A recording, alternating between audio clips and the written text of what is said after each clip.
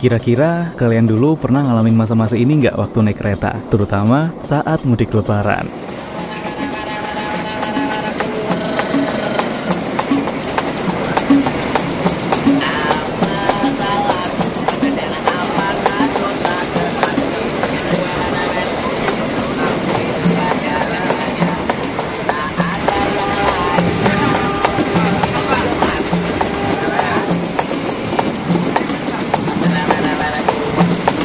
Nah, coba kalian cek foto ini juga. Foto ini diambil pada tahun 2001 oleh Bambang Supaktio dan diunggah ke Flickr. Waktu itu dia harus berdiri selama 12 jam di depan toilet karena nggak kebagian tempat duduk di kereta. Bahkan dulu hampir sebagian penumpang harus berdesak-desakan bertemu pengamen, pedagang asongan hingga kucing-kucingan dengan kondektur karena nggak punya tiket. Sekarang coba kalian bandingkan dengan foto dan video berikut ini. Nah, jauh lebih rapi, bersih, dan nyaman kan? Tapi kalian tahu nggak siapa sosok di balik perubahan besar dari semua ini? Beliau adalah Bapak Ignatius Jonan, mantan Direktur Utama dari PT Kereta Api Indonesia. Yang beliau lakukan waktu itu sebenarnya sederhana, yaitu dengan menaikkan gaji dan take home pay kepala stasiun sampai 10 kali lipat. Para pegawai lainnya yang juga sebelumnya mendapat gaji rendah, kemudian dinaikkan agar berdampak pada kinerja mereka. Menurut Pak Jonan, penghasilan karyawan punya korelasi kuat dengan kualitas kerja. Selain itu, Pak Jonan juga mengajarkan pola kerja yang mempermudah semua pihak. Beliau mengambil inisiatif untuk memberikan pelatihan dan pengembangan kepada karyawan untuk meningkatkan kompetensi mereka. Karena pada saat itu, hampir setengah karyawan dari PT KAI hanya lulusan SD atau SMP. Nah, gimana pencapaian Pak Jonan selanjutnya? Masa-masa sebelum Pak Jonan bergabung, PT KAI dilanda kerugian mencapai 150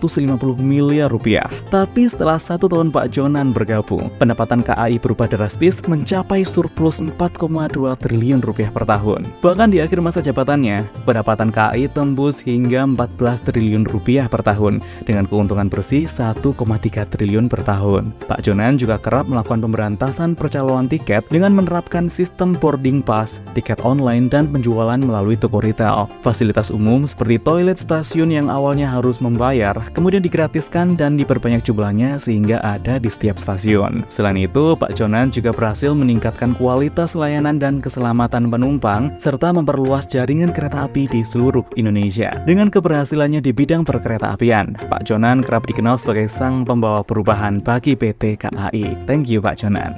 Tapi kalau menurut kalian, momen apa yang paling kangenin saat naik kereta api di zaman dulu? Yuk tulis di kolom komentar ya.